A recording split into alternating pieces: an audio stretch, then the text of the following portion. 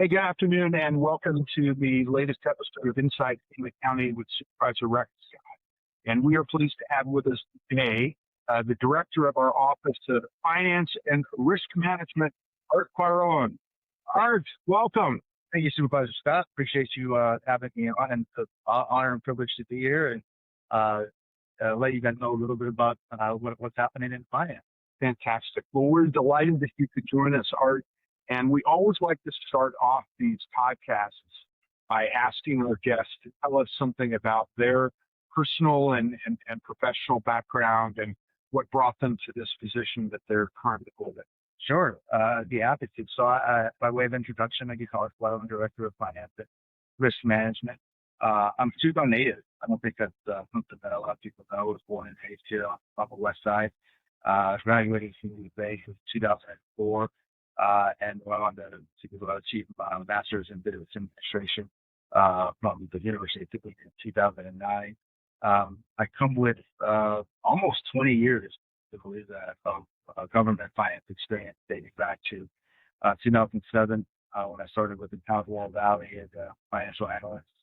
I served the Town of Oro Valley for about 5 years before I moved on to the City of Tucson. The City of Tucson hired me in 2012 to first manage their debt program. I did that for a period of a couple of years. I got promoted to manage the banking and investment services. Again, happened to be about 2.5 years before I received another promotion to the pension and benefits administrator, where I was managing their pension program. The City of Tucson is one of the 2 municipalities statewide that don't belong to ASRS. And so we were able to manage that for a period of actually, I think it was close to 7 years. Also managed their bachelor's programs, all of the healthcare, vision, dental, that also went to my office. And then in the last 6 months of my career there at the Treasury Department, actually, and in I think it was about October of 2024. I started out this at the county buffer, and not sure of my family's history, but my family has a long history of government service. My dad served the finance director for the town for many years. My mom worked here, and I did South Tucson, so retired from the county actually. And so I knew from a very early age that I wanted to become a finance director for the local municipality. And when the county job came open in October, November timeframe, it was the right time in my career. It was the right time in my professional and personal life for me to go ahead and put my name in the hat, so to speak. And so I applied through the interview process. Was lucky enough to be a successful candidate and hired in December of 2024. And have had what I would consider a successful run here as a county for the last about 18 months. So other than that family background, both your mom and your dad being involved in similar positions, what is it about this work that has always motivated and inspired you?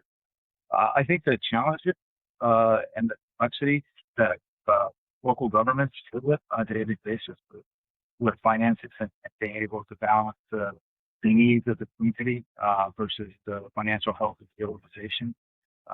That's something that draws, that attracts me to the role every day in this role. And there's no day that's the same, and I appreciate that about the job. And, managing, a $1.8 billion budget for the technology county and to date is not something that I take lightly. And that's not something that we take lightly in the finance department. All over this company should be responsible to look at the county finances and taxpayer dollars. And so it's a role that we take very seriously, and it's a role that I very much enjoy.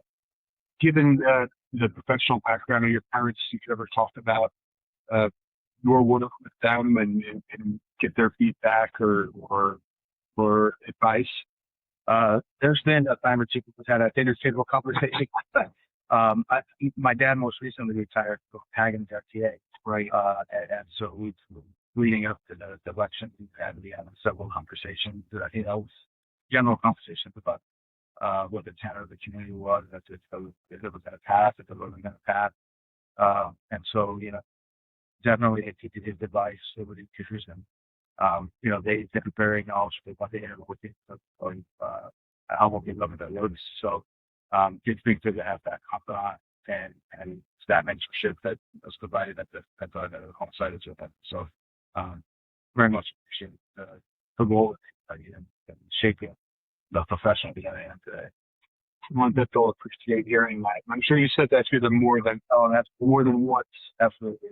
So give us a broad overview of the structure and organization of your department. Sure. As I mentioned just a little bit ago, the finance department, our main responsibility is and provide strong fiscal stewardship of county taxpayer dollars and finance. And so how do we do that, right? We do that with accurate and timely financial information. And we do that with transparency. We pride ourselves on transparency, accountability, collaboration, communication with our stakeholders, integrity and respect with one another, and the provision of excellent customer service. So we're centered on, we have 11 different departments in the finance department.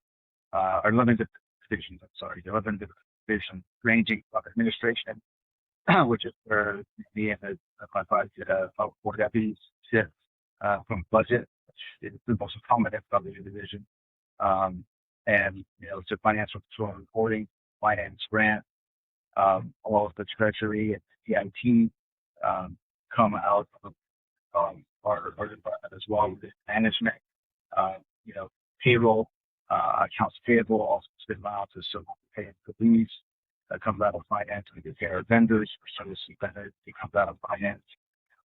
We have 170 that quarter at QQs. We have approximately $50 million budget, and that's what and we really strive to create a culture that's in the finance department. That's something that we pride ourselves on. I have 4 deputies that oversee the various divisions, and so we're very proud of the work that we do in the finance department. Talk a little bit about the budget process and the role of the budget division within finance and in overseeing and shepherding that process. Yeah, that's a good question. So I think budget is probably the division that gets the most common out there. Sure. And their main responsibility is to develop and monitor the county's annual budget process, up to including the board receives monthly financial reporting. That's done with the budget office in collaboration with the Department of Analysis. They're responsible for the memorandum of correspondence that comes alongside the county government cities recommended budget, and anything derivative that has to do with the financial component of the annual budget, financial forecasts.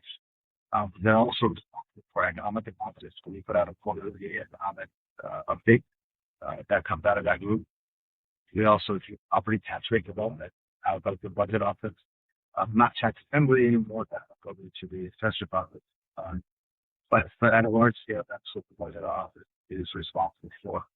The budget process itself, I mentioned this during the tentative budget presentation. I feel like it's ongoing and it's an annual process anymore, but it really began in September, October, with the forecast, preliminary forecasts and guidelines that are sent out to the department directors and elected officials. And I should note that it is a very collaborative process between the county administrator, our elected officials, county departments, and the board of supervisors. Again, that process kicks off in the September-October timeframe with our forecasts. We have overview of our budget in the December timeframe. Budgets are looking, and the departments have the opportunity to make budgets so that they have the opportunity to submit what we call dream requests and supplemental budget requests for additional funding payments, either that or desire. That happens in the January timeframe, and then in the February timeframe. This year was the first year we had a retreat with the board of supervisors, as you will recall. Felt like that really successful to get the board's priorities and discuss what we are at that point in the budget process. And then in February, March, we really began meetings with the county administrator and the departments to discuss their base budgets, to discuss their brief requests, to discuss their supplemental requests, and get a little bit more detail from county departments as to why they've made the requests that they made, what the impact of not funding them, identify funding sources for what can wait, what needs to be funded, what are mandated costs, and we take that information all back, and then county administrator, we sit down with the county administrator, and they make decisions on funding requests that are incorporated into the county administrator's recommended budget that the board received and is distributed in the April plan administrator having the April 17th. So that links up to the county administrator's recommended budget. And then obviously we go through the process with the board at that point when we have the tentative budget adoption this year with 2026 with step through feeling. And then those iterative processes between the tentative budget and final budget adoption, which is coming up on June 23rd. So it's a very collaborative, iterative process with the county administration, with the department directors. They certainly get their input. Elected officials also are in that process. So the ability to submit dream requests to supplemental requests as many other departments are. And that culminates in the county administrator's recommended budget. In terms of the essential components of the department budget, what are some of the essential tasks for a department director or elected official when they're putting together their department budget? Yeah, so the way that the county budget process works is the prior year budget serves as the department-based budget for the next fiscal year. And what gets added to that are base budgets things like inflation. So if we know utility costs are going to increase 14%, we would add 14% to their budget to account for utility cost increase. If there is no contractual increases as part of a contract, we would build that into their base budget. Anything related to internal service rates. So our risk management fund had increased that department needs to pay into. That's back to the base budget. So the base budget increases with these known inflationary or actual factors into budget. Then we ignite the dream request or supplemental request for any additional needs they may have based on that. And just to interrupt and say, what's the difference? I know we've talked about this at board meeting recently, but for our listeners, what's the difference between a dream request and a supplemental request? That's a good question. The FY 2010 budget process was the first year that we incorporated the dream where the department request for expenditure of quality and money. That was largely for general fund departments that did not have an identified funding source. That was needing to prioritize against, scarce resources. Supplemental funding, supplemental budget requests are more for the departments that had identified funding, the wastewater department, the Department of Transportation that had identified funding. And that really was the differentiator in this fiscal year between a dream request and a supplemental request. And so once those requests are evaluated or were evaluated, the county administrator's recommendations were incorporated into the county administrator's recommended budget, and then presented to the board of supervisors. And those requests, both dream and supplemental, are evaluated by county administrators, deputy county administrators, and your office as well? Yes, correct. Yeah, we have weekly meetings where we evaluate on a weekly basis the requests, the vetting sourcing before they're ultimately finalized, and determines, who gets what part of the pie. So, gotcha. So, with regard to state cost shifts, and I want you to explain what those are and how much of the primary property tax percentage is taken up by state cost shifts. Talk about state cost shifts and also the challenges that you have every year putting together a county budget always before the state budget is finalized? Yeah, that's something that we face every year. State costs are at a very high level. Our costs that are passed on to the county, not just the county, but to the county from the state, that we now have to pick up. And yeah, I don't know off the top of my head right now what percentage of the property tax that is. So right around 25%. So it's a large portion, and I know we put out information on that too for a follow up. Yes. And It's always in the budget committee's middle month. correct. And so what the challenge that we face, right, is I think the state is definitively after the budget this week or this today. And so we are obviously one week away from adopting the final budget for the year. So not knowing what those costs that they're ultimately going to shift down to Pima County in next year's budget is obviously the challenge. And so we capture those costs every year. And I think it was a few years ago that the board had a policy where we automatically will adjust the tax rate to account for additional costs. And so it makes it a little bit easier because we're able to capture the cost in arrears, but we do have to account for some of that money in this fiscal year's budget. And so we try to ensure that there's a contingency amount in there for that. And so we do the best we can with the information that we have at the time of budget instruction. What, when we introduced you as the director of the Finance and Risk Management Department. I think a lot of people who have never worked in the public sector before might not be familiar with the term risk management. Wondering if you could tell us what that means specific to the public sector and how the risk management division functions within your department. Sure. Risk management, and as far as the public is concerned, that role is really, they interface more when they file a claim against Pima County. If there's let's just say there's a pothole over in Pima County, somebody gets a flat tire or broken rim, file a claim, they would do that with the risk management office, and the dispatch office would then litigate and determine whether the county was actually at fault for that or probably weren't at fault for that, and go through that claim through the health process. And that's the public interface, right? That's what most people would to from risk management. At the core of what risk management is trying to mitigate, identify and mitigate risk to the county, whether that's through safety, whether that's through the investigation of claims or subrogate claims. So if there's an accident and the county takes out a claim and we call it fault, we can, our management folks can go out, see the damages from the other insurance company to reimburse the county for the money that we took.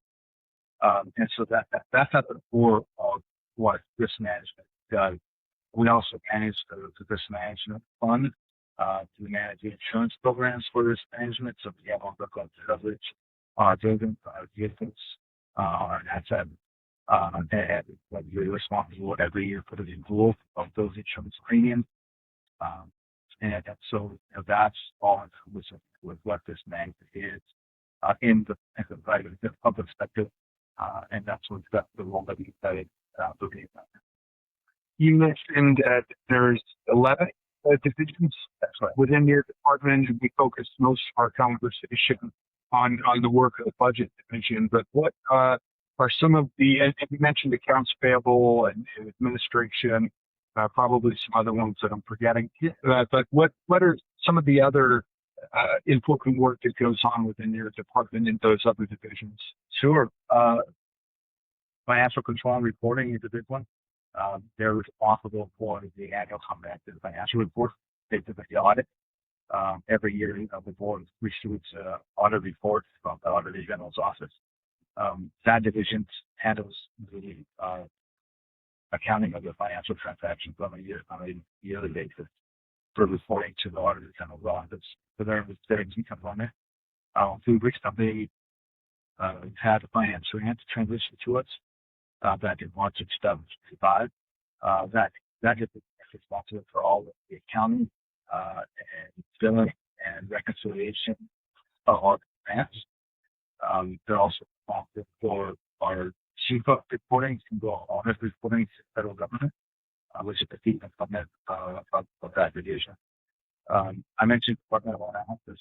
Their division, because they have a director of the Department of Budget Development. And so every department has its own analysis that helps with forecast, push through PCN requests, budget amendments, budget reporting. So the Department of Analysis is key for our department stakeholders. We also have internal audit.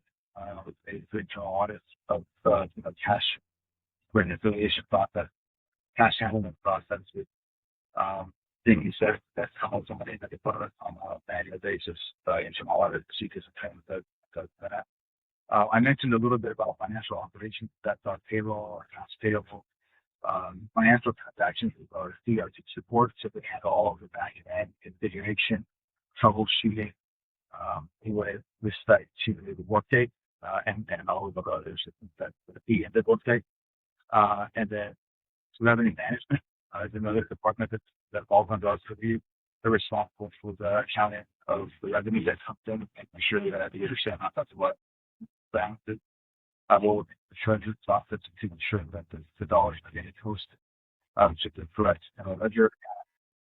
So they're finally make sure that I'm not missing.